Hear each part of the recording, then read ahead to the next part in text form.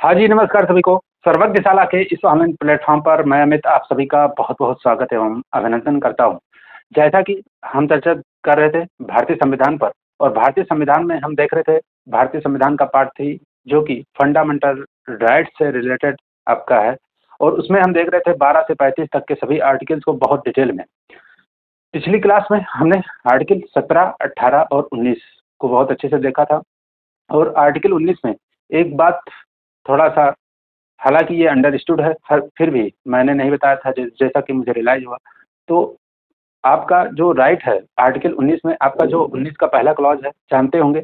मैंने बताया था पिछली क्लास में कि पहले ही क्लॉज़ अगर कोई पूछे आपके उसमें 19 के अंतर्गत आपके वर्तमान में 6 प्रकार के राइट्स हैं, जबकि मूलतः इसमें 7 थे, मैंने बताया था। ध्यान रखिएगा, आपको अगर ओवरऑल देखें तब भी राइट्स आपको इस समय वर्तमान में 6 प्रकार के हैं। आर्टिकल 19 में भी 6 प्रकार के हैं, ए से लेके जी तक, जिसमें एफ को इस समय न्यूट्रलाइज़ किया गया है, यानी निरस्त कर दिया गया है। तो आपको ध्यान रखना है, तो उसमें मैंने बताया था 19 आर्टिकल अगर आपसे कोई पूछे कि आपको 19 में जैसे पहला जो आपका क्लॉज़ है, क्लॉज़ पहले में ए आर्टिकल जो है, वह वाक एवं अभिव्यक्ति की स्वतंत्रता से संबंधित है। दूसरा जो आपका आर्टिकल था, उसमें मैंने बताया था कि आपके जैसे निर्बाध संचरण की व्यवस्था है, आपका संघ और ये बनाने की व्यवस्था है तीसरे में। तो इस प्रकार जैसे क्रम से आपको मैंने बताया था 6 वर्तमान में आर्टिकल हैं। एफ इस समय आपका विद्यमान नहीं है, बाकी सभी मौजूद हैं, तो कुल मिला के 6 प्रकार के इस समय वर्तमान में 19 के अंतर्गत आपको स्वतंत्रता प्राप्त है।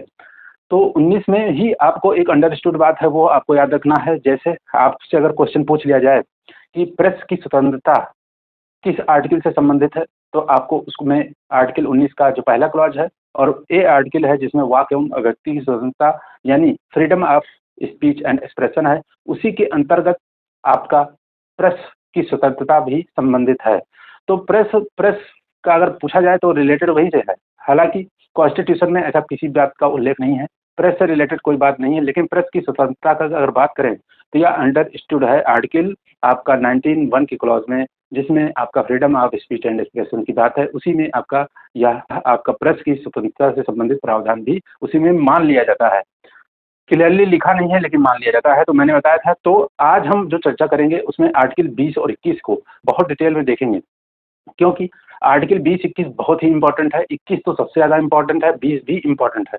और ये दोनों आर्टिकल को अगर हम एक शब्दों में बोलें तो ये दोनों आर्टिकल 20 आपका अपराधियों से संबंधित है, जबकि 21 आप समझ लीजिए वर्तमान में छपरियों से संबंधित है। अभी छपरियों से कैसे संबंधित है मैं बताऊंगा।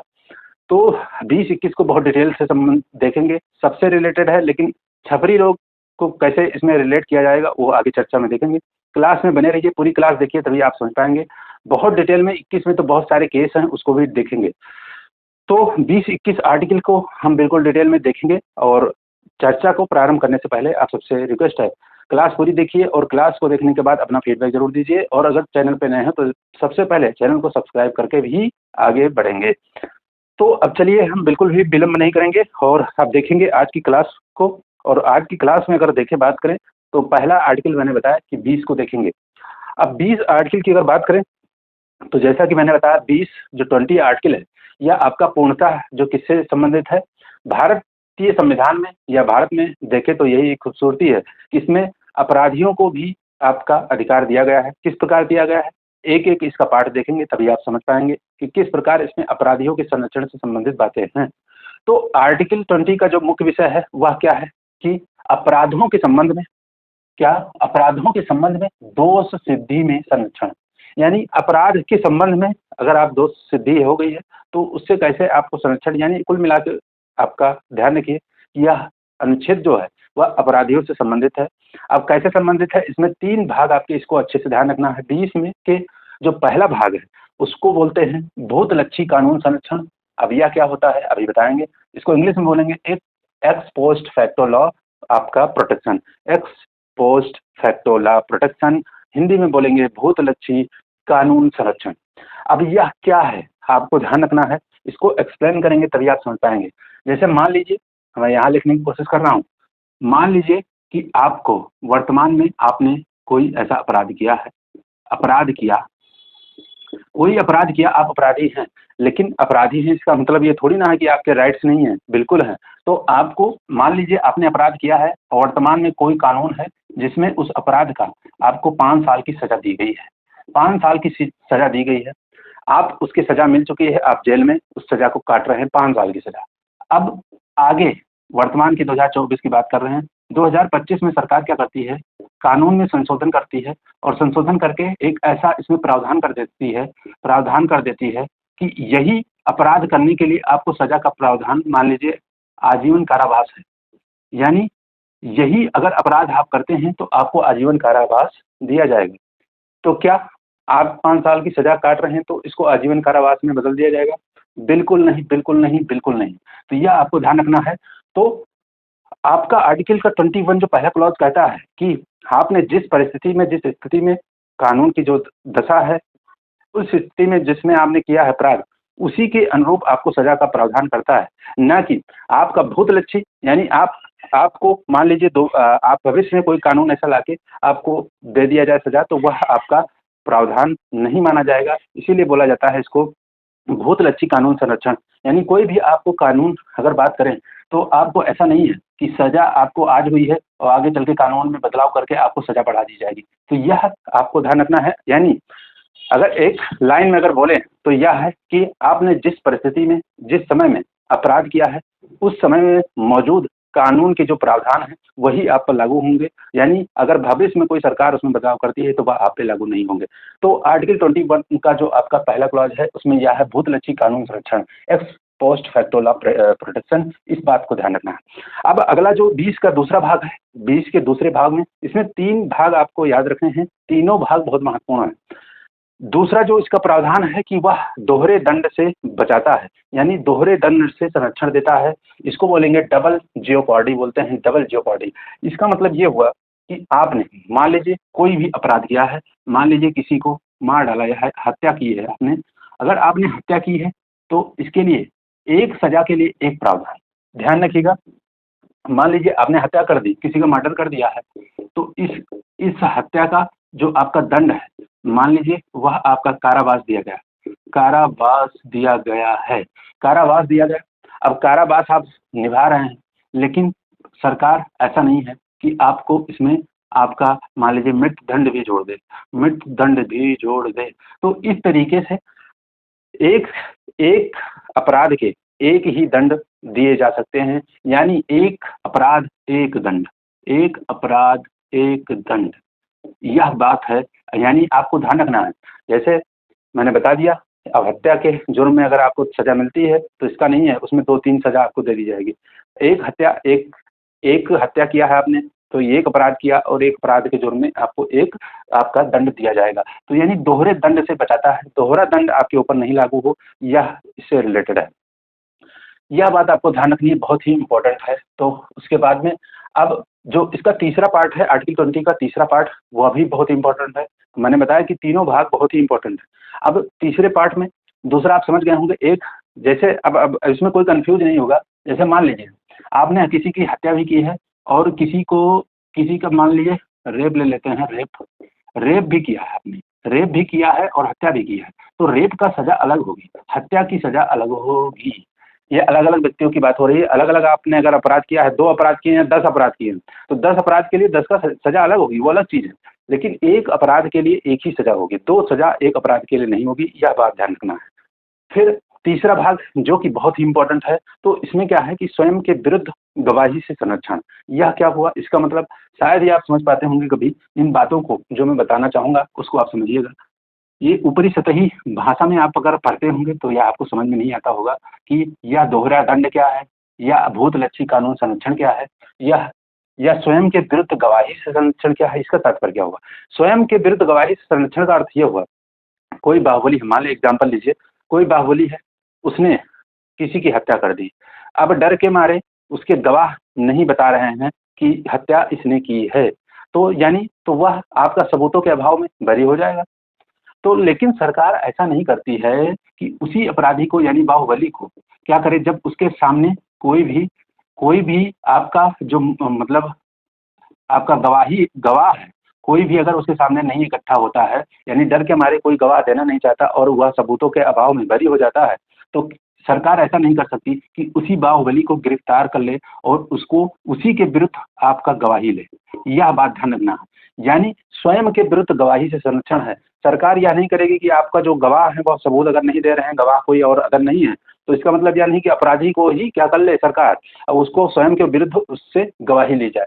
तो स्वयं के विरुद्ध गवाही कैसे ली जाती है, आपको पता होना चाहिए कैसे चेक किया जाता है। तो स्वयं के विरुद्ध, अब भाई अपराधी है तो वह तो कहेगा कि हमने अपराध नहीं किया, हमने अपराध नहीं किया, यह हर कोई कहेगा। लेकिन अगर उसका नार्को टेस्ट होता है, नार्को टेस्ट होता है या ब्रेन टेस्ट होता है, ब्रेन टेस्ट होता है, तो जानते होंगे आप ब्रेन टेस्ट में, और एक होता है लाई डिटेक्टर, लाई डिटेक्टर भी होता है। तो इसके माध्यम से क्या होता है कि आपका सही बातें निकल ली जाएंगी। तो यह अपराधी को तो पता ही होगा कि उसने अपराध किया है, पता तो है लेकिन बताता सच नहीं है। लेकिन लाई डिटेक्टर और ये सारे टेस्ट उसी के लिए होते हैं कि उसकी बातें कौन सी सही हैं कौन सी नहीं है। तो यह आपको ध्यान रखना है, यानी कि अपराधी के स्वयं के विरुद्ध उसको गवाही से संरक्षण प्राप्त है, यह नहीं किया जा सकता। अगर कोई अपराधी है, उसके गवाह नहीं मिल रहे हैं, सबूतों के आधार पर ही सजा होती है, अगर सबूत नहीं मिल रहे हैं तो उसको बरी कर दिया जाता है। लेकिन इसका मतलब ये नहीं हुआ कि अगर वह अपराधी को ही उसके स्वयं के विरुद्ध गवाही ली जाए, तो यह व्यवस्था नहीं है। और ये जो टेस्ट, 3 प्रकार के टेस्ट, 4 प्रकार के जो भी होते हैं, वह टेस्ट उनका नहीं किया जा सकता। और इस टेस्ट को किस केस में सुप्रीम कोर्ट ने कहा था कि इसको नहीं किया जाएगा, वह भी बहुत इंपॉर्टेंट है। और वह केस है आपका सेल्वी बनाम कर्नाटक राज्यवाद है, केस है सेल्वी बनाम कर्नाटक राज्यवाद, 2010 का केस था। इसमें सुप्रीम कोर्ट ने कहा कि जो है आपका narco test, light detector, brain test, ये सब जो है ना आदि पर सुप्रीम कोर्ट द्वारा रोक लगा दी गई थी। और लेकिन एक बात इसमें और ध्यान रखना है कि इस पे तो रोक लगाई गई, लेकिन इसमें यह भी बात कही गई कि अगर महिलाओं के खिलाफ अपराध होता है या कोई देश विरुद्ध कार्य किया जाता है, तो देश विरुद्ध अपराध किया जाता है या महिलाओं के खिलाफ अपराध किया जाता है, तो यह आपका टेस्ट कराया जा सकता है सरकार के द्वारा। अदरवाइज नॉर्मल कंडीशन में नार्को टेस्ट, लाइट डिटेक्टर आदि नहीं किए जाएंगे। सुप्रीम कोर्ट ने इस पर रोक लगा दी थी। इस केस में सेल्वी बनाम कर्नाटक राज्य या 2010 का केस है। मोस्ट इंपॉर्टेंट पॉइंट है, इसको याद रखिएगा, मोस्ट इंपॉर्टेंट का पॉइंट है। तो आर्टिकल 20 के 3 भागों को मैंने देखा। पहला है भूतलक्षी संरक्षण, फिर से मैं दोहरान करना चाहूंगा। और दूसरा है आपका जो है दोहरे दंड का प्रावधान से संरक्षण, यानी दोहरा दंड की व्यवस्था नहीं की जा सकती। तीसरा है स्वयं के विरुद्ध गवाही से संरक्षण, यानी स्वयं के विरुद्ध गवाही भी नहीं दी जा सकती। तो इस प्रकार को आर्टिकल 20 के जो तीनों भाग हैं, यह बहुत ही महत्वपूर्ण है, इसको याद रखना है। मैंने इसको एक्सप्लेन कर दिया है। और यह केस बहुत ही इंपॉर्टेंट है कि किस केस में क्वेश्चन पूछा गया है, पूछा भी जाएगा कि किस केस में जो है सुप्रीम कोर्ट ने narco test, light detector test, brain test आदि पर रोक लगा दी थी। तो सेल्वी बनाम कर्नाटक राज्य 2010 का केस है, इसको भी याद रखना है। अब हम बढ़ेंगे आपके आर्टिकल 21 पर, और मोस्ट इंपॉर्टेंट आर्टिकल है। यह आपको याद रखना है, आपके पढ़ाई से तो इम्पोर्टेंट है ही है, बहुत बार क्वेश्चन पूछा जाता है। और साथ साथ में इसमें आपको याद रखने हैं कि आपका अधिकार किस प्रकार का है। तो आर्टिकल 21 का अगर मूल भाव आप समझ लेते हैं तो इसमें क्वेश्चन अनंत पूछे जा सकते हैं और पूछे जा रहे हैं, लगातार क्वेश्चन बदल बदल के पूछे जा रहे हैं। अगर इसका मूल भाव आप समझ लेंगे तो किसी भी प्रकार का क्वेश्चन आएगा तो आप इससे रिलेट करके उत्तर निकाल पाएंगे। अब एग्जाम्पल के तौर पर मैं बता सकता हूँ, जैसे आर्टिकल 21 से ही रिलेटेड एक बार आपका यूपीएससी 3-4 साल पहले क्वेश्चन पूछा कि शादी की इच्छा, यानी आपकी अपनी इच्छा अनुरूप शादी करते हैं तो यह किस आर्टिकल के तहत होगा। तो यह बात कॉन्स्टिट्यूशन में थोड़ी ना लिखी है, कॉन्स्टिट्यूशन में बिल्कुल नहीं लिखी है। तो यानी इसका अर्थ यह हुआ कि आपका आर्टिकल 21 से ही हुआ रिलेटेड क्वेश्चन था। तो आपको ध्यान रखना है, आर्टिकल 21 का अगर मूल भाव आप समझ लेते हैं तो आप इससे क्वेश्चन निकाल पाएंगे। कॉन्स्टिट्यूशन में कहीं नहीं लिखा है, लेकिन मूल भाव समझना है। अब इसका मूल भाव क्या है, अगर सब्जेक्ट की बात करें तो आर्टिकल 21 का सब्जेक्ट है प्राण एवं दैहिक स्वतंत्रता, जिसको इंग्लिश में बोल सकते हैं protection of life and personal liberty. कुल मिला के इसका अर्थ यह है कि आपको जीवन जीने का अधिकार है। अब जीवन जीने का अधिकार कैसे, हर प्रत्येक व्यक्ति का अपना व्यक्तिगत अलग अलग प्रकार का जीवन जीने का स्टाइल है या तरीका है या लाइफ स्टाइल है। तो हर व्यक्ति का जीवन जीने का अधिकार है, लेकिन उसके जीवन जीने में जो भी उसको जैसा भी अनुरूप लगे, यानी अगर उसकी बात करें तो वह किस प्रकार जीवन जीता है यह उसका अधिकार है। तो यह बात आपको ध्यान रखनी है, जीवन जीने का अधिकार मूल भाव है। अब जीवन जीने के अधिकार में आपको जीवन जीने के लिए क्या क्या करना पड़ता है, खाना खाना पड़ता है, सोना पड़ता है, कपड़ा पहनना पड़ता है, या आप समझ लीजिए शादी भी करना पड़ता है आपको, सोने का आपका अधिकार है, या बहुत सारी चीज़ें हैं जीवन जीने के लिए आप जो-जो चीज़ें करते हैं, ठीक है? तो जीवन जीने के लिए आप जो-जो चीज़ें करते हैं, जैसे शादी से रिलेटेड क्वेश्चन आया, तो उसमें यह पूछ लिया गया। आपकी हर चीज़ का प्राइवेसी निजता का अधिकार है, तो यह भी आर्टिकल 21 में आता है। तो ये सारी बातें हैं, बहुत सारी चीज़ें हैं, इसमें सुप्रीम कोर्ट समय-समय पर बदलता रहता है और इसमें इसको परिभाषित करता रहता है। इसमें बहुत सारे केस हैं, वह भी आपको ध्यान रखना है। तो मूल भाव इसका यह है, इस आर्टिकल का, आपका जीवन जीने का अधिकार। हर व्यक्ति का जीवन जीने का अधिकार है और हर व्यक्ति अपने-अपने जीवन को अलग अलग प्रकार से जीता है। तो इसमें इस protection of life and personal liberty का मूल भाव यही है, आपको ध्यान रखना है। और जीवन जीने से रिलेटेड संबंधित आपके जो-जो कर्तव्य हैं या जो-जो आप करते हैं, वह सब कुछ इसके अंतर्गत आ जाएँगे। तो मूल भाव आपको याद रखना है और क्वेश्चन इसमें बदल-बदल के हर बार पूछे जा रहे हैं और इसमें कभी भी कोई भी क्वेश्चन पूछा जा सकता है। तो अब इसको अगर एक्सप्लेन करें, तो सबसे पहले आपको एक चीज़ ध्यान रखनी है, कुछ बातें इसमें प्राण एवं दैहिक स्वतंत्रता के अंतर्गत आपको 2-3 चीज़ें बहुत ही इम्पोर्टेंट हैं, आपको ध्यान रखना है। जैसे प्राण एवं दैहिक स्वतंत्रता की अगर बात करें, जीवन जीने की अधिकार, इसमें बहुत सारे जो है यह व्यवस्था है, इसमें विधि द्वारा जैसे स्थापित प्रक्रिया के द्वारा क्या इसको हटाया जा सकता है, इस अधिकार को खत्म किया जा सकता है। तो इसमें अगर बात करें तो इसमें आपका विधायिका के द्वारा ऐसा किया जा सकता है और यह ब्रिटेन में ही है, भारत में नहीं है, आपको ध्यान रखना है। क्या कार्यपालिका इसको कर सकती है? बिल्कुल नहीं। कार्यपालिका यानी एग्जीक्यूटिव है, वह इसको नहीं कर सकती। यानी विधि द्वारा स्थापित प्रक्रिया के माध्यम से आपके जो प्राण एवं दैहिक स्वतंत्रता हैं, उनको उनसे व्यक्ति को वंचित नहीं किया जा सकता या कानून के माध्यम से किया जा सकता है और कानून के माध्यम से सिर्फ ब्रिटेन में है, यह चीज़ ध्यान रखना। भारत में नहीं है, ब्रिटेन में है। और अगर बात करें तो यह विधि द्वारा स्थापित प्रक्रिया जो है, यह कहाँ से लिया गया है? भारतीय संविधान में अगर बात करें तो जापान से लिया गया है, जबकि अगर इसकी अवधारणा जो है, इसका कॉन्सेप्ट है, वह ब्रिटेन से प्रभावित है। तो आपको ध्यान रखना, अगर क्वेश्चन पूछ लिया जाए कि विधि द्वारा स्थापित प्रक्रिया यह भारतीय संविधान में कहाँ से लिया गया है? तो आपको याद रखना है, कहाँ से लिया गया है? जापान से लिया गया है। लेकिन अगर यह बात करें, यह अवधारणा जो है, कॉन्सेप्ट कहाँ का है? तो यह आपको याद रखना है, ब्रिटेन का है। तो ये बातें आपको ध्यान रखनी है। अब इसके बाद इसी 21 से रिलेटेड एक आपका वाद आता है, केस आता है और केस कौन-सा है? केस है आपका मेनका गांधी बनाम भारत संघ वाद। 1978 का केस है, बहुत ही इम्पोर्टेंट है और इसमें आपको एक विधि की उचित प्रक्रिया का एक्सप्लेनेशन किया गया है। बहुत यह है विधि द्वारा स्थापित प्रक्रिया, जबकि आपका जो विधि की उचित प्रक्रिया है, इसको इंग्लिश में बोलते हैं ड्यू प्रोसेस ऑफ लॉ, यानी विधि की उचित प्रक्रिया। यह जो कॉन्सेप्ट है, वह यूएसए से प्रभावित है, विधि की उचित प्रक्रिया, और यही भारत देश में लागू है। क्या? विधि की उचित प्रक्रिया। तो सुप्रीम कोर्ट ने इसको एक्सप्लेन किया है और मेनका गांधी बनाम भारत संघ वाद 1978 का यह मामला है।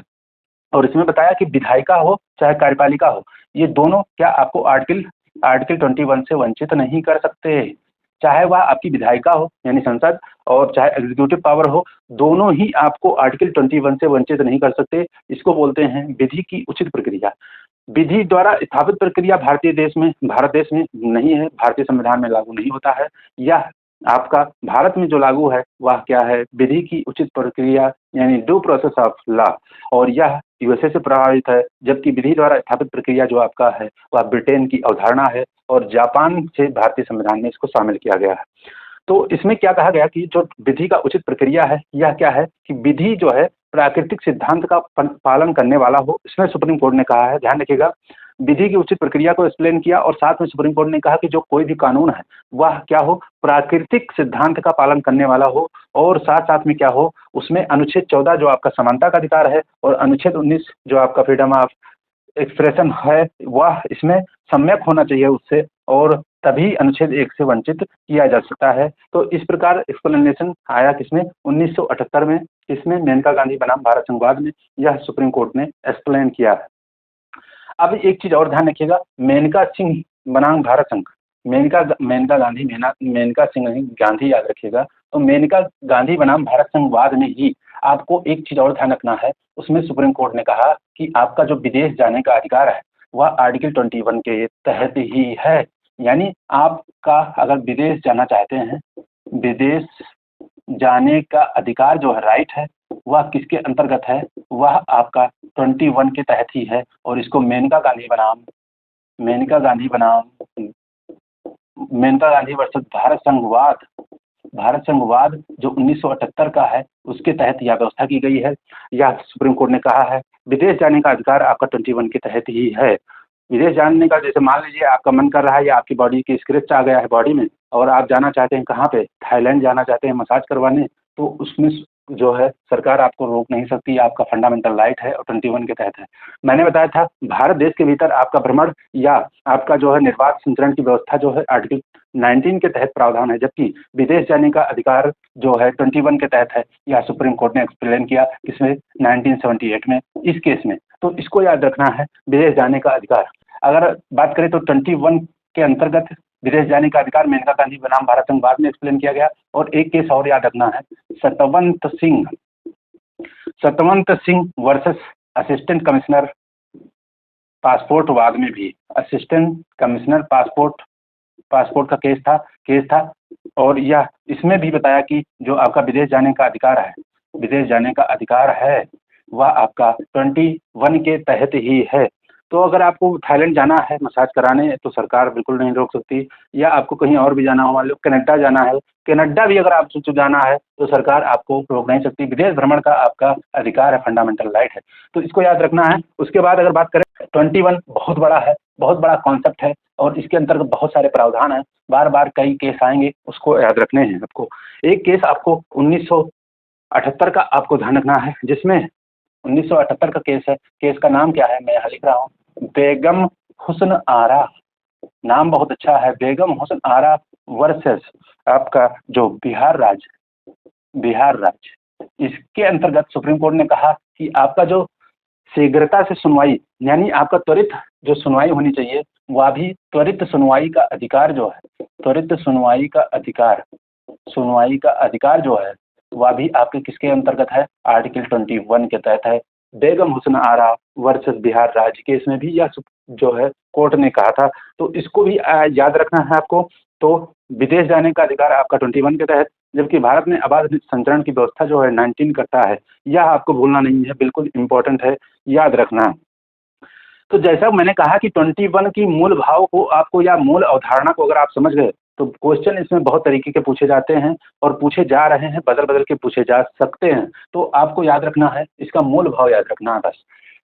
अब एक इसमें केस आता है राजगोपालन बनाम तमिलनाडु राज्य का वाद है, केस है 1994 का है। और इस केस में क्या कहा जो है सुप्रीम कोर्ट ने, कि जो आपका एकांत का अधिकार है वह भी आर्टिकल 21 के तहत है। तो आर्टिकल 21 का उपयोग या आर्टिकल 21 के अंतर्गत कौन कौन सी बातें हैं, या बार बार नई नई बातें उभर के आ रही हैं, या ध्यान रखना है। तो मूल भाव आपको याद रखना है, जीवन जीने का अधिकार चल रहा है। तो एकांत का अधिकार, अगर मान लीजिए आपको अकेले में मोबाइल लेके कमरे में आप लेट के चलाना चाहते हैं तो एकांत में, लेकिन वहाँ पे आप द्विकांत व्यवस्था बनाए हुए हैं मोबाइल के माध्यम से। द्विकांत व्यवस्था आपका चल रहा है, वहाँ पे द्वैध शासन प्रणाली की स्थापना करना चाह रहे हैं, प्रयासरत है, मोबाइल के माध्यम से अकेले कमरे में रह के चलाना चाह रहे हैं। और आपके मम्मी पापा उसमें आपको अगर डांटते हैं या उसके लिए मारते हैं तो आप सीधे पहुँच जाइए कहाँ पे, कोर्ट में, और कह दीजिए, क्या कह दीजिए कि ये मेरा फंडामेंटल राइट है, 21 के तहत मुझे एकांत का अधिकार है और यह अधिकार जो है मेरा फंडामेंटल राइट है, आप इसको छीन नहीं सकते। आपको तो हम जेल ही पहुंचा देंगे। कहाँ पहुंचा देंगे, जेल पहुंचा देंगे। तो माँ बाप को इस तरीके से किया जा सकता है, हालांकि ऐसा करना नहीं। अगर आप एक सभ्य समाज, सुसंस्कृत समाज आपको स्थापित करना है तो इस तरीके की हरकतें कभी नहीं करनी चाहिए। हालांकि बिना अधिकार, जो अधिकार नहीं भी जानते हैं, जो लोग अपना अधिकार नहीं भी जानते हैं, वह भी माँ बाप को, अगर ऐसी माँ बाप मना करता है कि आप अकेले कमरे में मत रहिए या अकेले कहीं मत रहिए, मोबाइल मत चलाइए, तो बच्चा क्या कहता है, पहले तो कहता है पापा जो पढ़ने जा रहे हैं, पढ़ने की बहाना बनाता है। तो कहते हैं बेटा मुझे पता है आप कितना पढ़ोगे, क्योंकि कहीं ना कहीं माँ बाप भी जो है उस दौर से गुजर चुके हैं। तो वो भी कहते हैं बेटा जितना पढ़ोगे मुझे पता है, ऐसा करो मोबाइल चुपचाप रख दो, फिर अकेले रहो। कहता है पापा ज़्यादा मत बोलना, नहीं तो बहुत बुरा हो जाएगा। तो क्या करें, पिताजी भी बेचारे डर जाते हैं, क्योंकि उन्होंने शुरुआत से ही, शुरू में क्या होता है, जब बच्चे मोबाइल चलाते हैं जैसे, तो क्या करते हैं, उनके मम्मी पापा बहुत खुश होते हैं, ताली बजाते हैं, अरे बहुत अच्छा है, बहुत अच्छा, बच्चा मेरा बहुत इंटेलिजेंट है, वो पहुंच जाएगा कहाँ पे, नासा वासा में जाएगा, तो बहुत तेज है। अब ये नहीं पता कि बच्चे क्या मोबाइल में क्या चलाते हैं, मोबाइल में गेम वगैरह, गाना वगैरह देखना शुरू करते हैं। धीरे धीरे वो जो है आपका कहाँ पहुंच जाते हैं, जो आपका वर्तमान में आपका जो बाहरी परिवेश है उसमें दौड़ने लगते हैं। धीरे धीरे उनके ऊपर क्या, आजकल तो गेम भी बहुत चल रहे हैं, तो गेम भी उनके ऊपर हावी हो जाता है, तो इस प्रकार हो जाता है, बच्चे फिर बर्बाद हो जाते हैं। तो आप अगर बाद में मना करेंगे तो वो आपको पीट ही देंगे, पीट देंगे। मोबाइल बिल्कुल दीजिए, लेकिन गौर रखिए उस पर कि वो बच्चे क्या कर रहे हैं, पढ़ाई कर रहे हैं या कुछ भी गेम खेल रहे हैं। गेम कभी मत खेलने दीजिए बच्चों को, एक चीज़ ध्यान रखिएगा। तो शुरुआत में बच्चों को देख के मोबाइल जो है जब बच्चे चलाते हैं, तब माँ बाप जो पेरेंट्स हैं बहुत खुश होते हैं, बच्चा मेरा साइंटिस्ट बन जाएगा गेम खेल के। तो साइंटिस्ट नहीं बनता है, वह ऐसा बन जाता है कि फिर आप उससे डरने लगते हैं। तो ऐसी चीज़ें ध्यान रखना है। तो कुल मिला के मुझे, मेरे कहने का मतलब ये है कि एकांत का अधिकार, आपका एकांत का अधिकार आर्टिकल 21 के तहत यह आपका एक्सप्लेन किया राजगोपालन बनाम तमिलनाडु राज्यवादी में, तो इसको याद रखना है, भूलना नहीं। अब अगर बढ़े तो अगला केस आपका आता है ज्ञान कौर बनाम पंजाब राज्य। ये 1996 का केस है और इसमें कहा कि व्यक्ति को जीवन जीने का अधिकार है लेकिन मरने का अधिकार नहीं है। लेकिन कुछ मामलों में, कैसे मामले, जैसे मान लीजिए अगर किसी बात में अगर देखा जाए, अगर आप, क्या आपको जीवन जीने का अधिकार है, अपना अपना जीवन आप कैसे जीना चाहते हैं वह आपको अधिकार है, तो क्या आपके जीवन को मरने का, यानी आप मरने का भी अधिकार है? तो मरने का अधिकार है या नहीं, तो यह सुप्रीम कोर्ट ने बताया ज्ञान कौर बनाम पंजाब राज्य में पहली बार ज़्यादा इस पर बातें चली। तो इसमें क्या कहा कि आपको जीवन जीने का अधिकार है लेकिन मरने का अधिकार नहीं है। मरने का अधिकार नहीं है, फिर भी अधिकार तो नहीं है, लेकिन एक बात और जोड़ दी इसमें, लेकिन आपको असाध्य रोग हो जाता है, साथ में आपका क्या, कोई आपकी स्थिति जो है वानस्पतिक स्थिति यानी निर्जीव की स्थिति हो जाती है, वानस्पतिक स्थिति हो जाती है। तो इसमें कुछ बहुत सारे प्रोसेस हैं, उसके माध्यम से परमिशन लेने के बाद में आपका जो है इसमें आपको मरने का अधिकार होता है, मरने का अधिकार प्राप्त हो जाएगा। तो मरने के अधिकार में, अब मरना किससे है, तो सुसाइड जो कि अपराध है आपको जानते होंगे, लेकिन मरने का अधिकार किस प्रकार का मरने का अधिकार, मान लीजिए कोई व्यक्ति कोमा में है, उसको असाध्य रोग है, मान लीजिए आपका ये क्या बोलते हैं एड्स वगैरह है, और वह बहुत दिन से पीड़ित है और वह चाहता है कि वह मर जाए, तो उसको कुछ मामलों में आपको ध्यान रखना है, निष्क्रिय निष्क्रिय निष्क्रिय इच्छा मृत्यु के आधार पे, निष्क्रिय इच्छा मृत्यु के आधार पे बाकायदा परमिशन लेके उसको वह अपना प्राण त्याग सकता है। आप मुझे बताइएगा, कोई व्यक्ति कोमा में है तो क्या उसका मरने का अधिकार कैसे पता चलेगा? मरने का अधिकार, मान लीजिए वो कोमा में है, नहीं बोल पा रहा, जैसा कि आना शाम बाग केस में हुआ, तो अगर वह मरने का अधिकार उसका कैसे पता चल पाएगा? तो बहुत दिनों से अगर पीड़ित है तो उसको मरने का अधिकार उसको दिया जा सकता है प्रोसेस के माध्यम से, लेकिन उसमें आपको याद रखना है निष्क्रिय इच्छा मृत्यु की बात की गई है, निष्क्रिय इच्छा मृत्यु की बात की गई है। अब यह क्या होता है, निष्क्रिय इच्छा मृत्यु और एक होती है सक्रिय इच्छा मृत्यु। सक्रिय इच्छा मृत्यु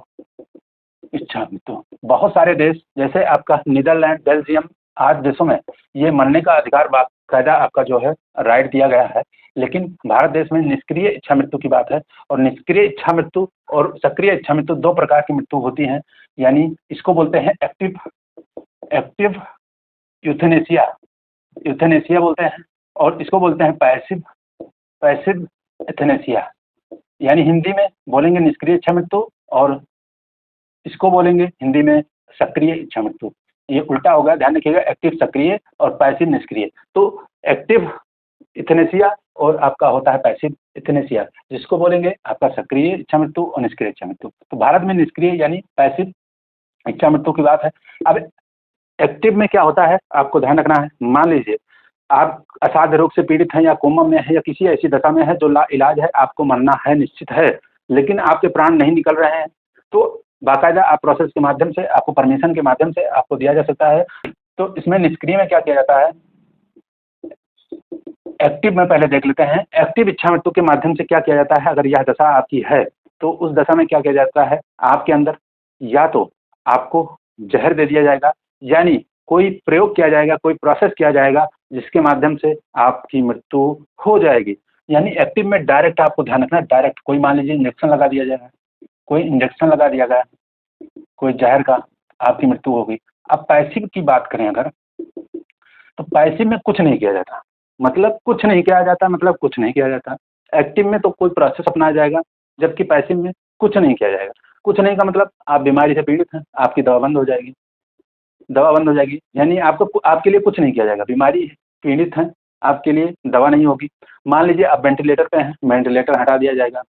यानी आपकी बीमारी से रिलेटेड उसको कम करने हेतु कोई जो काम किया जा रहा था वह नहीं किया जाएगा, यानी कुछ भी नहीं किया जाएगा और इसमें कुछ किया जाएगा। कुछ क्या किया जाएगा, जैसे मान लीजिए इंजेक्शन वगैरह लगा दिया जाएगा। सपोर्ट जो आपके सिस्टम है, सपोर्ट आपको देते हैं, उसको हटा दिया जाएगा। तो पैसिव में ध्यान रखना, कुछ किया नहीं जाता, आपको आपकी दवा ववा नहीं होगी। आपका अगर मान लीजिए वेंटिलेटर पे है, ऑक्सीजन पे है, तो इसको हटा दिया जाएगा।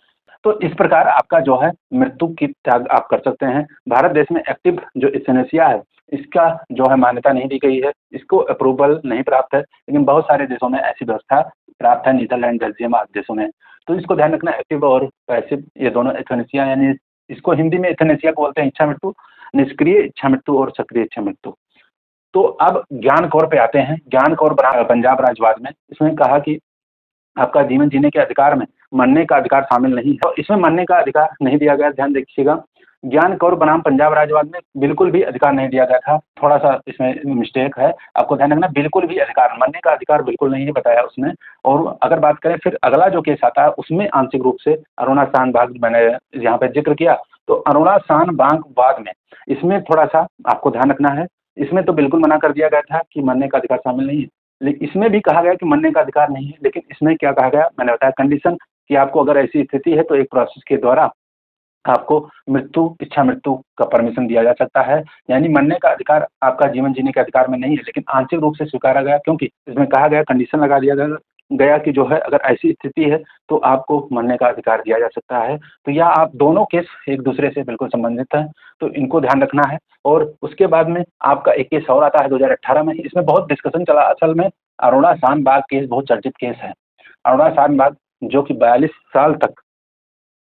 साल तक कोमा में रही, और 2011 में यह केस पर सुप्रीम कोर्ट ने फैसला दिया कि जो है ऐसा किया जा सकता है, यानी वो कोमा में है कितने सालों से, 42 साल बाद, और ये आपका सेक्सुअल हरासमेंट का शिकार हुई, लैंगिक उत्पीड़न का शिकार हुई, यानी इनका रेप किया गया था। और ये जो कर्नाटक राज्य की थी, और ये कर्नाटक में भी थी, कर्नाटक की थी, लेकिन मुंबई के हॉस्पिटल में एक नर्स थी, और एक वार्ड बॉय के द्वारा इनका जो है रेप किया गया। और रेप करने के बाद में इनकी ऐसी स्थिति हो गई कि ये कोमा में चली गई, और कोमा में ये 42 सालों तक रही, 42 सालों तक, और इनके जीने का जो है कोई गुंजाइश नहीं था, लेकिन इनके प्राण भी नहीं जा रहे थे। तो इस स्थिति में कहा कि जो सुप्रीम कोर्ट ने कि मरने का अधिकार तो नहीं है, लेकिन आंशिक रूप से इसमें स्वीकार किया गया कि मरने का अधिकार दिया जा सकता है अगर असाध्य है या वनस्पतिक स्थिति है, यानी निर्जीवता की स्थिति है।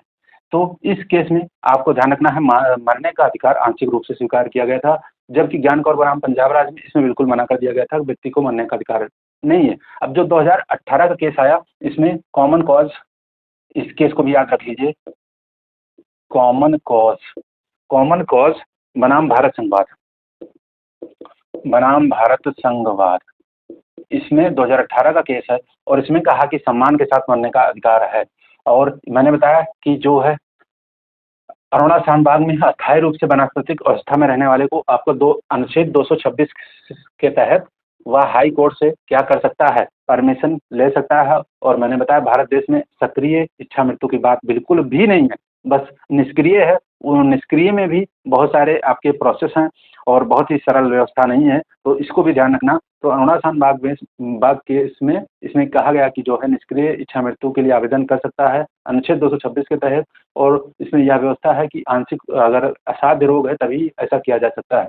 तो हालांकि यह केस जो 2011 में इसमें सुप्रीम कोर्ट ने फैसला सुनाया, लेकिन अरुणा शाहनवाग की मृत्यु जो हुई वह 2015 में हुई, वह भी निमोनिया से हुई थी। ध्यान रखिएगा, निमोनिया से इनकी मृत्यु हुई थी, निमोनिया से।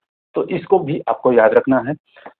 अब अगली केस पर बढ़ेंगे। कॉमन कॉज वाला भी मैंने बता दिया कि सम्मान के साथ मरने का भी अधिकार को एक्सप्लेन किया गया। वर्तमान में दशा यही है कि निष्क्रिय इच्छा मृत्यु की है, वो भी बहुत ही अगर स्पेशल केस है तभी। असाध्य रोग है या आपकी ऐसी निर्जीवता की स्थिति है तो उसमें आवेदन करने के माध्यम से आपका दिया जा सकता है, और यह डिबेटेबल पॉइंट है और हमेशा डिबेट में रहता है कि भारत देश में आपका इच्छा मृत्यु जो है इसको मान्यता देनी चाहिए या नहीं देनी चाहिए, तो यह चलता रहता है। हालांकि आपको इसमें ध्यान रखना है, पैसिव यूथनेसिया का इंडिया में एक बार बताया गया कि आपको जो है निष्क्रिय इच्छा मृत्यु की व्यवस्था है। निष्क्रिय सक्रिय क्या होते हैं ये भी मैंने बता दिया है।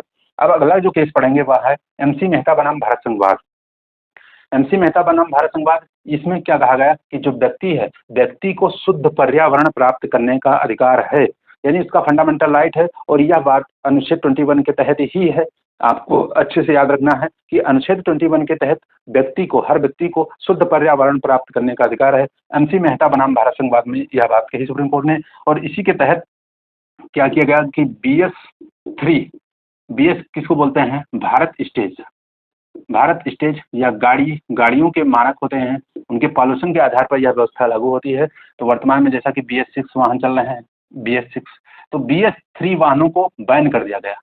क्या कर दिया गया, बैन कर दिया गया। इसी केस के बाद MC मेहता बनाम भारत संघवाद में ही सुप्रीम कोर्ट ने बैन कर दिया BS3 वाहनों को। और इसमें कहा कि शुद्ध पर्यावरण जो है हर व्यक्ति का फंडामेंटल राइट है, और यह 21 के तहत ही है, आर्टिकल 21 के तहत। तो 21 बहुत ही विस्तृत रूप में है, और बार बार इसमें तरीके का जो है एक्सप्लेनेशन आता रहता है, तो इसको याद रखना है। इसीलिए सारे इसमें केस, जो बहुत सारे केस हैं, यह बहुत ही इंपॉर्टेंट है।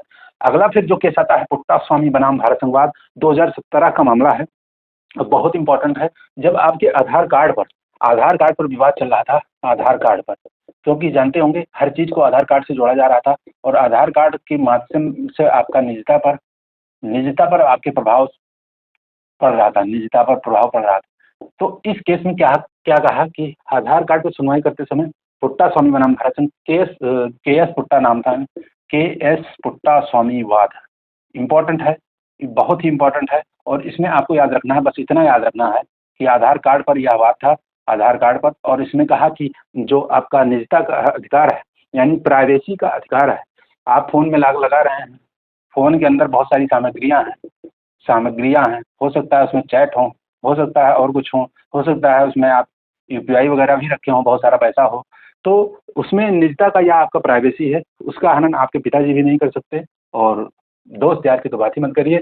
तो निजता का अधिकार की बातचीत थी, राइट टू प्राइवेसी, या आर्टिकल 21 के तहत एक्सप्लेन किया। इसमें ये जो पुट्टास्वामी बनाम भारत संघवाद था, पुट्टास्वामी बनाम भारत संघवाद 2017 का, इसमें अब एक्सप्लेन किया गया कि आपका जो निजता का अधिकार है वह आर्टिकल 21 के तहत है।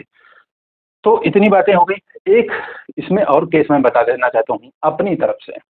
एक केस मैं यहाँ बोर्ड पे, देखो बोर्ड में बहुत कम चीजें लिखी हैं, ये तो बस इसलिए लिखा जाता है कि आप थोड़ा सा देख के अगर लिखना चाहें तो फटाफट लिखते रहें, साथ साथ पढ़ते रहें। तो एक केस मैं और बताना चाहूँगा। तो इस केस में क्या है कि आपका 1997 का केस है, 1997 का केस है, विशाखा वर्सेस राजस्थान सरकार का था। विशाखा बनाम राजस्थान राज्य वाद है 1997 का। इसमें क्या कहा था, विशाखा है, ध्यान रखिएगा, विशाखा। तो इसमें क्या कहा कि आपका जो आप कार्यस्थल है, यहाँ मैं लिख दे रहा हूँ, इससे संबंधित कानून भी हैं, जानते होंगे आप भारत में, कार्यस्थल पर लैंगिक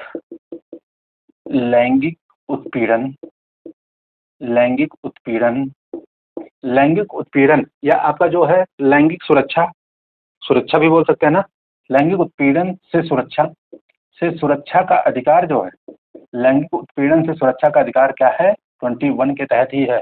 किस केस में, विशाखा वर्सेस राजस्थान राज्य, 1997 का केस है, आपको ध्यान रखना है। तो यह आर्टिकल 21 के तहत है। बार बार कोर्ट और सुप्रीम कोर्ट आपका एक्सप्लेन करता आया है कि जो 21 के हैं बहुत विस्तृत रूप हैं, और इसमें बहुत सारी चीजें हैं, क्योंकि 21 ही ऐसा आर्टिकल है जो पूरे कॉन्स्टिट्यूशन को समेटे हुए है। क्योंकि आपको अच्छे से पता है कि अगर आपका जीवन नहीं होगा तो ये कॉन्स्टिट्यूशन, ये देश, ये विदेश, ये क्या, कुछ भी नहीं रहेगा। तो जीवन जीने का अधिकार 21 से है, और इसमें जीवन जीने के लिए आपको जैसी जैसी व्यवस्था चाहिए, जो चीजें आपके लिए आवश्यक हैं, बहुत लोगों के लिए आप बहुत सारी चीजें हैं आवश्यक नहीं भी हैं, फिर भी वो जीतने के लिए उनका लाइफ स्टाइल है, तो वो जीते हैं। जैसे मान लीजिए, एक अपनी तरफ से बताना चाहेंगे, आप बाल रखे हुए हैं बड़े बड़े, और उसमें आप 3 रंग बनवाना चाहते हैं, लाल है, रेड हो गया, यहाँ पे बीच में आपका मान लीजिए ब्राउन हो गया, और एक तरफ ब्लैक है। तो इस तरीके से आप 3 कलर में बाल पेंट करवाना चाह रहे हैं, वह भी आपका जीवन जीने का अधिकार है। और एक छोटा सा पैंट पहनना है, या आपका लोवेस्ट पैंट पहनना है, बहुत देखते होंगे आप छपरी टाइप। मैंने क्या बताया कि आपका जो आर्टिकल 20 है वह अपराधियों, और आर्टिकल 21 के तहत आपका मान लीजिए सबसे रिलेटेड है, बट छपरियों के लिए जगह है। कोई यह नहीं कह सकता आप 3 कलर में क्यों बाल रखे हुए हैं, 3 कलर में देखते होंगे, गजब गजब के डिजाइन रखे लोग बाल हैं। लड़के भी कानों में बालियां पहनते हैं। तो ये सारी चीज़ें आपके जीवन जीने के अधिकार में शामिल है। जो जो भी चीज़ें आवश्यक है या अनावश्यक है वो भी सब कुछ शामिल है। आपकी लाइफ स्टाइल है, आप व्यक्तिगत, आपको फंडामेंटल राइट दिया गया है, तो आप जैसा जीना चाहें वैसे जीजिए। तो मैंने बताया कि 3 कलर में बार पेंट करना, कान में बाली पहनना, फटी जीन्स पहनना, फटी जीन्स ध्यान रखिएगा, फटी जीन्स पहनना, ये सब आपके लाइफ स्टाइल है, जीवन जीने के अधिकार में शामिल है। सब कुछ आपका आर्टिकल 21 के तहत ही शामिल है। तो यह बात आपको ध्यान रखना है। मूल भाव का 21 का आप समझ गए तो कभी कठिनाइयाँ नहीं आने वाली हैं। जैसे कि यूपीएससी में क्वेश्चन पूछा गया कि क्या, यूपीएससी में क्वेश्चन पूछा गया कि अपनी इच्छा अनुसार शादी करने का अधिकार, अपनी इच्छा अनुसार शादी करने का अधिकार। बहुत बच्चों को, आज के छपरियों को या आज के नव युवक युवतियों को या फंडामेंटल राइट तो नहीं पता होगा, लेकिन उनको यह पता है कि अपनी इच्छा है, हमारी इच्छा है, हम अपनी इच्छा करेंगे तो अपनी इच्छा अनुसार हम शादी करेंगे। हालांकि यह यूपीएससी में क्वेश्चन पूछा और इसमें पूछा गया था, तो इसका उत्तर भी यही था, आर्टिकल 21 से रिलेटेड है। तो आपको मूल भाव याद रखने हैं तो आपके सारे उत्तर निकल आएंगे, तो यह ध्यान रखना। ये सारी बातें हो गई। तो मैंने बता दिया छपरियों से भी रिलेटेड है। छपरी लोग जो हैं आपके, छपरी का जो लाइफ स्टाइल है वो अभी भाई मायने रखता है, उनका पर्सनल लाइफ स्टाइल है, मैं कुछ नहीं कहूँगा। अब छपरी कौन है मुझे नहीं पता भैया, ये मत कहिएगा कि छपरी है कौन। अब छपरी जो भी हैं बोला जाता है, मैं नहीं जानता पर्सनल कि कौन है छपरी, अच्छे आदमी होते हैं छपरी। चलिए खैर, अब एक आर्टिकल लास्ट इसका 21 का ही बचा हुआ है, मैं उसको भी बता देना चाहता हूँ। आर्टिकल 21 का अगला भाग जो कि बाद में जोड़ा गया, आर्टिकल 21 का ए कब जोड़ा गया, 86वां जो संविधान संशोधन है, 86वां संविधान संशोधन 2002 इसमें जोड़ा गया था। और इसमें क्या जोड़ा गया कि 6 से 14 वर्ष की आयु के जो बच्चे हैं उनको क्या अनिवार्य एवं क्या मुफ्त शिक्षा का अधिकार है। और अधिकार क्या है, मूल अधिकार है भाई, मूल अधिकार है। तो कब जोड़ा गया, 86वां संविधान संशोधन जो आया 2002 में, उसके माध्यम से आर्टिकल 21 को जोड़ा गया था। और अच्छे से आपको याद रखना है, जिसमें अनिवार्य शिक्षा तथा मुफ्त शिक्षा, आयु याद रखनी है 6 से 14 वर्ष की आयु के लिए है यह, और इसके माध्यम से आपको पता होना चाहिए। फिर आगे चल के आपका शिक्षा का अधिकार अधिनियम आएगा, शिक्षा का अधिकार अधिनियम 2009 में आएगा। और 2009 में आया, लेकिन लागू कब हुआ, 1 अप्रैल 2010 को यह अधिनियम लागू हुआ। तो आपको ध्यान रखना है, शिक्षा का अधिकार अधिनियम आया 2009 में और लागू कब हुआ, 1 अप्रैल 2010 को। आर्टिकल 21 ए आपको याद रखना है। तो इस तरीके से यह आप जो है यह बातें थी। अब एक बातें और मैं आज की क्लास की जो लास्ट बात है मैं वह बताते हुए आज की क्लास को विराम दूंगा। और वह लास्ट बात क्या है, बहुत ही इम्पोर्टेंट आर्टिकल था, इसलिए इम्पोर्टेंट था क्योंकि आपके जीवन से संबंधित है। साथ साथ में आपको एक चीज इसलिए भी इम्पोर्टेंट है क्योंकि आर्टिकल 21, आर्टिकल आपके जो 21 है, 20 हैं और 21 दोनों बात है, दोनों इनको क्या कभी समाप्त किया जा सकता है, या इनके अधिकारों को इसमें जो अधिकार दिए गए हैं उनका निलंबन किया जा सकता है। पहले तो था, इमरजेंसी से पहले जब इमरजेंसी लागू हुई 1976 में, इमरजेंसी में तो था, लेकिन इमरजेंसी के बाद में जब आपका 44वां संविधान संशोधन के माध्यम से 1978 में यह व्यवस्था की गई और उसमें आर्टिकल जो 359 है, आर्टिकल कौन सा है, 359 है। इसमें प्रावधान किया गया कि कभी भी इमरजेंसी की स्थिति में भी, जब हम इमरजेंसी पढ़ेंगे, आपातकाल पढ़ेंगे, तो उसमें बताएंगे कौन कौन से आर्टिकल स्वतः निलंबित हो जाते हैं, कौन कौन से नहीं निलंबित होते। निलंबित का तात्पर्य है कि इनके अधिकारों के लिए आप कोर्ट में इमरजेंसी के टाइम नहीं जा सकते। तो आर्टिकल 20 और आर्टिकल 21 कभी भी निलंबित नहीं होते हैं। 359 में यह व्यवस्था की गई, जबकि इमरजेंसी से पहले निलंबित किए गए थे। तो आपको ध्यान रखना है, आर्टिकल 21 इसलिए भी बहुत महत्वपूर्ण है क्योंकि इमरजेंसी के टाइम भी इनका निलंबित नहीं किया जा सकता। यह व्यवस्था कब की गई, 44वें CAA कॉन्स्टिट्यूशन अमेंडमेंट एक्ट 1978 के द्वारा 359 में संशोधन करते हुए। आपको पता होना चाहिए, जब इमरजेंसी टॉपिक पढ़ेंगे तो 352 से लेके 360 आर्टिकल तक आपका इमरजेंसी का प्रावधान है। तो इसमें देखेंगे कौन से आर्टिकल जो है निलंबित होते हैं, कौन कौन से नहीं होते हैं। तो यह आपको ध्यान रखना है। तो यह संशोधन किया गया था, आपको अच्छे से ध्यान रखना है कि 20 और 21 आपके निलंबित नहीं होते हैं कभी भी, इसलिए भी बहुत महत्वपूर्ण है। तो आज की चर्चा अब होगी यही समाप्त। यह क्लास आप सबको कैसी लगी कमेंट बॉक्स में ज़रूर बताइएगा। मेरी कोई बातें अगर आप लोगों को पसंद ना आए तो उसके लिए माफ़ कीजिएगा, क्योंकि अभी हम जो है नादान हैं, परफेक्ट नहीं है। बस एक्सप्लेन जो है कैसे करना है, कोशिश है हमारी अच्छी हो, आपको समझ में आए। कंटेंट बहुत अच्छा है, आपको यह बातें मैं बार-बार इसलिए बता रहा हूँ, क्योंकि आपने संविधान पढ़ा होगा, लेकिन इस तरीके से शायद ही पढ़ा होगा। पढ़िए डिटेल में, क्वेश्चन का स्तर, परीक्षा का लेवल लगातार बढ़ता जा रहा है, तो पढ़ाई को भी अपने स्तर को उस पर उठाइए।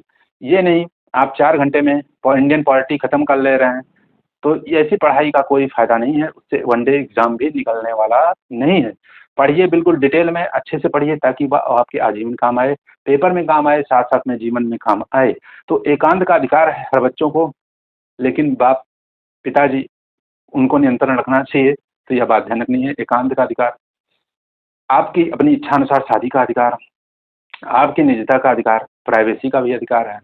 आप अगर आपके मोबाइल में मटेरियल है, चैट है और पिताजी कह रहे हैं मोबाइल का पासवर्ड बताओ, तो ये हमारी प्राइवेसी है, हम नहीं कर सकते। तो यह तो अधिकार है, लेकिन अधिकारों के साथ सम्मान, मर्यादा, संस्कृति, सभ्यता इसको भी बचाए रखना है। अधिकार के साथ आप अपने जो है बड़े श्रेष्ठ जन जो भी हैं उनका भी सम्मान रखिए और आगे बढ़ते रहिए। मेरा यही प्रयास है कि कंटेंट आपको अच्छा दिया जाए, पढ़ाई आपकी बेहतर हो ताकि आपको रिजल्ट भी अच्छा मिले।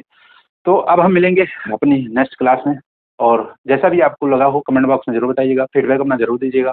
जो लोग नए हों चैनल पे वो सब्सक्राइब करना बिल्कुल ना भूलें। आपका यह दायित्व है, आपका यह कर्तव्य है, राइट तो नहीं कहूँगा, लेकिन यह आपका फंडामेंटल ड्यूटी के अंतर्गत हम इसको जुड़वाएँगे कि यह आपका कर्तव्य है कि आप अपने जो भी इष्टजन हैं, जो भी प्रियजन हैं, उनका आप सहयोग करते चलें। तभी जीवन आपका, जीवन की सार्थकता यही में है। जीवन सार्थक तभी समझा जाएगा जब आप अपने सहयोगियों, अपने इष्ट मित्रों, अपने प्रियजनों, अपने परिवार सबको सहयोग करते हुए साथ लेके चलें। तो आपका सहयोग बहुत अपेक्षित है, आप ज़रूर करिए।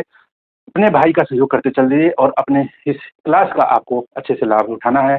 जो आप जो है नोट्स बनाइए प्रॉपर तरीके से, उसको रिवीजन करिए, यह आपकी अच्छी बेहतर तैयारी हो जाएगी। तो मिलते हैं फिर नेक्स्ट क्लास में, तब तक के लिए आप सभी को राधे राधे, जय श्री कृष्ण।